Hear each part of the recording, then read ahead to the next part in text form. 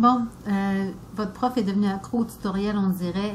Je vais juste vous montrer, là, il y a des gens qui avaient de la difficulté à comprendre mon explication. Ceux qui veulent que la hauteur de votre section, si vous voulez que la hauteur de votre section corresponde à la hauteur d'un écran, donc quand on est en ligne, quand on est publié, que la hauteur corresponde exactement à un écran, qu'importe l'écran, parce que là, ça change. Les écrans du 442 sont super gros. Fait que ce qu'on fait là n'a pas l'air de la même chose sur un autre site. OK? Il semblerait, donc vous voyez là, ça correspond à la hauteur de l'écran, puis oups, ça. OK. Ce que j'ai vu dans les forums de Webflow et qui semble être la bonne affaire à faire, mais il y a peut-être des petites subtilités que je n'ai pas parfaitement comprises, mais ça semble marcher. Je vais aller le tester au 442 aussi. Donc, il faut aller sur votre section. Dans Navigation, si vous voulez retrouver la section que vous cherchez, supposons qu'on parle de la section en tête, on va sur la palette des styles, on va sous la marge, rembourrage, le padding, on a ici largeur. La largeur, là, vous ne pouvez pas, si vous êtes au 442, vous ne pouvez pas toucher à la largeur parce que les écrans du 442 sont vraiment très larges. Mais Webflow, il nous dit tout de suite, vous ne pouvez pas aller au-delà de ce que je vous impose parce que sinon, ça ne marchera pas sur les autres écrans. Il vous impose ça. C'est plate, mais c'est ça. Mais pour la hauteur, on peut.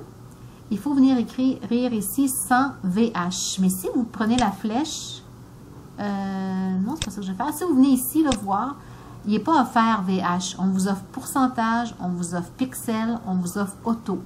Mais on ne vous offre pas VH. Et VH, il faut le forcer. C'est-à-dire que je vais me mettre en pourcentage là, pour tout de suite. Je vais aller juste vous montrer. OK. Donc là, mais j'ai en pixels, ça n'a pas d'importance, à part que ça vient de changer drastiquement.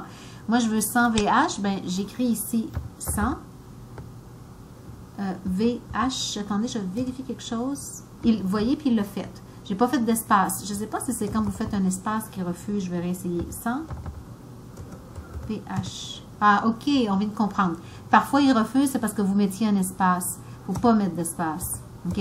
Donc, il faut écrire 100, pas d'espace, VH, faire en Enter.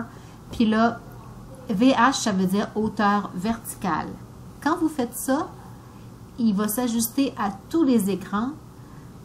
Il va s'ajuster à la hauteur verticale selon l'écran sur lequel il se retrouve. Donc, si l'écran est plus petit, il va s'ajuster à une condition. Il reste une chose à aller faire. Et ça, vous le faites seulement une fois. Vous allez dans votre navigation, puis vous allez sur le body. On fait presque jamais rien sur le body, mais là, on fait quelque chose. On va sur le body. On va sur la palette des styles. Puis, on essayait d'écrire 100 VH. Là. Moi, il n'a pas voulu. Je vais le réessayer. Là, il a voulu. J'avais dû faire un espace, puis je n'avais pas compris que c'était ça le problème. Alors, vous écrivez 100 VH. Ah non, j'avais pas eu de problème, c'est que ça n'avait pas marché. Écoutez, je pense qu'il faut ici écrire 100%. Je vais aller le chercher. Donc, pourcent. Au body, il faut écrire à la hauteur 100%.